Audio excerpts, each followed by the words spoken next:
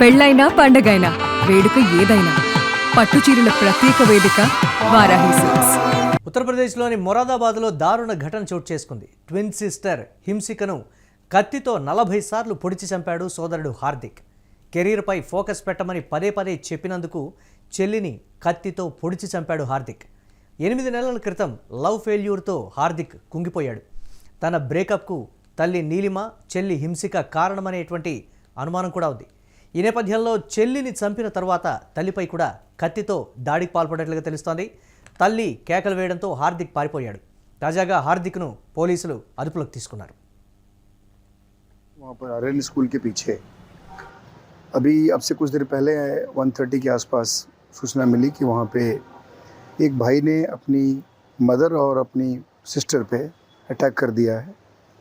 उसके बाद उसकी बहन थी, उसको यहाँ दोनों को यहाँ लाया गया हॉस्पिटल में, लेकिन जो सिस्टर थी वो ब्रॉड डेड थी यहाँ पर, और जो मदर है उनका इलाज चल रहा है. ये जो लड़का है ये इसका नाम हार्दिक है और ये अपनी सिस्टर के साथ यानी जिसकी डेथ हुई है उसके साथ गुड़गांव में काम करता था. और ये होली की छुट्टी पे ये सब यहाँ आए थे और उसके बाद आज इनको यहाँ वापस जाने की तैयारी थी. अब क्या रीज़न रहा है ये चीज़ हम भी प्रयास कर रहे हैं जानकारी प्राप्त करने का. రైట్, ఉత్తరప్రదేశ్లోని మొరాదాబాద్లో చోటు చేసుకున్న ఈ దారుణ ఘటనకు సంబంధించి మరిన్ని అప్డేట్స్ మా కరెస్పాండెంట్ సతీష్ అందిస్తారు. సతీష్, అనుమానం అనేటువంటి పెనుభూతంతో జరిగినటువంటి ఒక రెండవ దాడిగా కూడా ఇది చెప్పుకోవచ్చు. గతంలో అంటే రీసెంట్గానే తన గర్ల్ ఫ్రెండ్ వేరే అతన్ని ప్రేమిస్తుందేమో అనేటువంటి అనుమానంతో గర్ల్ ఫ్రెండ్ని చంపినటువంటి వైనం ఇప్పుడు లవ్ బ్రేకప్కి తల్లి చెల్లి కారణమని చెల్లిని కూడా చంపి తల్లి మీద దాడి చేయబోయినటువంటి పరిస్థితి. అనుమానం అనేటువంటి ఒక పెనుభూతంతో ఏంటి పరిణామం, విపత్కర పరిణామం అంటే దీన్ని ఎలా చూడాలంటారు? ఈ పరిణామానికి సంబంధించి, ఘటనకు సంబంధించి పోలీసులు ఏం చెప్తున్నారు ప్రధానంగా? ముఖ్యంగా ఉత్తరప్రదేశ్లోని మొరాదాబాద్ లో ఈ ఘటన జరిగింది. ముఖ్యంగా తల్లిని అటు చెల్లిని కడతేర్చే ప్రయత్నం చేశారు. చెల్లిని అంటే తోడబుట్టినటువంటి చెల్లిని ముఖ్యంగా 40 సార్లు కత్తితో పొడిచి ప్రాణాలు తీసిన పరిస్థితి అయితే కనబడతా ఉంది. ఈ నేపథ్యంలో తల్లిని కూడా ప్రాణాలు తీయబోగా ముఖ్యంగా తల్లి ఒక్కసారిగా పెద్ద కేకలు వేయడంతో అక్కడి నుంచి హార్దిక్ వెళ్లిపోయిన పరిస్థితి అయితే ఉంది, పరారైపోయింది. ముఖ్యంగా ఫ్యామిలీ విషయానికి వస్తే అయితే తల్లి నీలిమ మల్హోత్రా, ఈమె ఒక ప్రైవేట్ కంపెనీలో అసిస్టెంట్ మేనేజర్ గా పనిచేస్తుంది. దాదాపు 15 సంవత్సరాల నుంచి కూడా పిల్లల్ని చాలా శ్రద్ధగా చదివిస్తా ఉంది.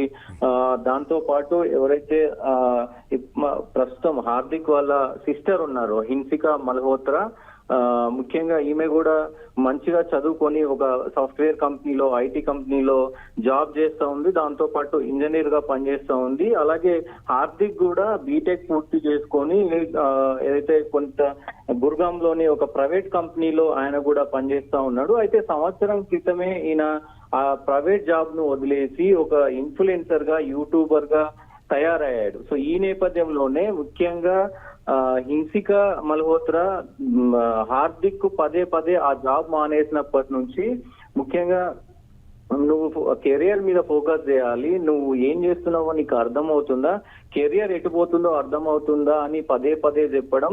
సో ఈ మధ్య కాలంలో ఏదైతే హోలీ పండుగకు సంబంధించి అటు ఇద్దరు గుర్గాం నుంచి అటు చెల్లి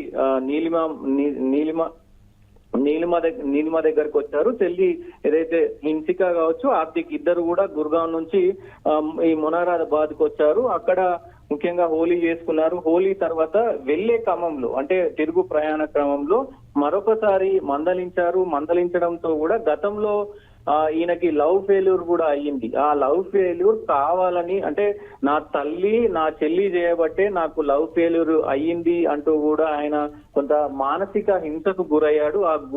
ఆ గురైన తర్వాత వీళ్ళు పదే కెరియర్ మీద ఫోకస్ చేయడం అని వేధించడం కావచ్చు, ఇవన్నీ కూడా కోపంతో రగిలిపోయినటువంటి హార్దిక్ ఒక్కసారిగా చెల్లి పైన దాడి చేసి ప్రాణాలు తీయడం కావచ్చు, అదే తల్లిని ఇది చేయడం కావచ్చు, మొత్తం కూడా ప్రస్తుతం చర్చనీయాంశంగా మారింది. ఒక హృదయ విదారక ఘటన అని చెప్పుకోవచ్చు.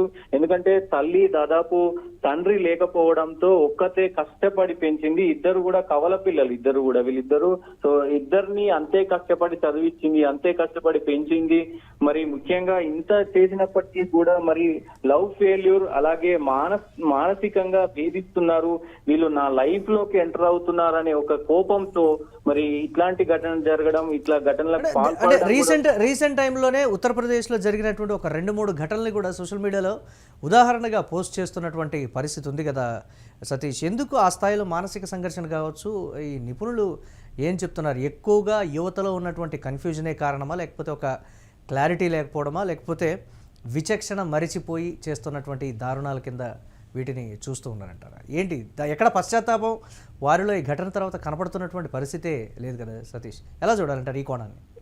ముఖ్యంగా చిన్న వాటికే, చిన్న ప్రాబ్లమ్స్ కే ఇప్పుడు ఉన్నటువంటి యువత కావచ్చు, ఇప్పుడు ఉన్నటువంటి పిల్లలు కావచ్చు, మానసిక ప్రశాంతత కోల్పోయి ఇటు కన్నవారినే కాదు ఎవ్వరు కనబడ్డా, అంటే మనకి ఎవరైనా కొంత మంచి చెప్పే ప్రయత్నం చేస్తే ఇది ఇలా కాదు, ఇలా మంచి చేసుకో, ఇట్లా చేస్తే బాగుపడతావు అని పదే చెప్తే సో ఆ మానసిక ప్రశాంతత కోల్పోతున్నారు.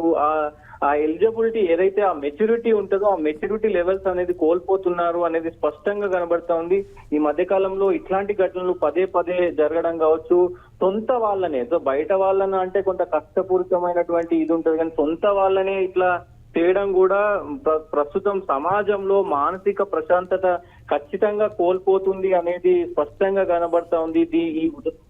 ఈ ఘటన ఒక నిదర్శనం అని కూడా చెప్పుకోవచ్చు మురళి. కానీ తల్లిదండ్రులు ఇంత కష్టపడి పెంచి ఇంత పెద్ద చేసి జాబుల వరకు తీసుకెళ్లి కూడా మరి మంచి పనులు చేసుకో, మంచి వర్క్ చేసుకో అని చెప్పినంత మాత్రాన అదే తోడపుట్టిన చెల్లిని ఇటు తల్లిని ఇట్లా చేశాడంటే ఇదొక పెద్ద ఇదిగా చెప్పుకోవచ్చు. మానసిక ప్రశాంతతను ఇప్పటి యూత్ కోల్పోతున్నారు అనే దానికి స్పష్టంగా ఇదొక ఉదాహరణ అని చెప్పొచ్చు మురళి.